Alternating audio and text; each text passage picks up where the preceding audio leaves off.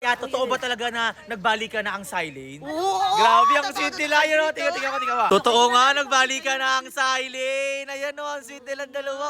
Grabe. Eto, kawawa. Ala. Shilane, parang basang sisiw ka naman dyan. Kawawa ka naman. Talagang pinabayaan ka talaga ni Saidi, oh. Walang take sa'yo si Saidi, oh. Ano, ngayon mo sabihin na crush ka ni Saidi. Sige. Porket naka-eyelash ka, kaya kala mo gusto... Hindi ka talaga gusto ni Saidi. Si Saidi walang pake sa'yo. Tiga mo, oh. At para sa'yo ng kulay ng damit ni Elaine. Ikaw, nakaitim. Talagang halatang kontrabida ka sa buhay nila. Bahaw, ano masasabi mo kasi nagbalikan na ang Silene? Masaya. Nakakakilig, di ba? Yes! Nagbabalikan na yung kilig moment sa Manix.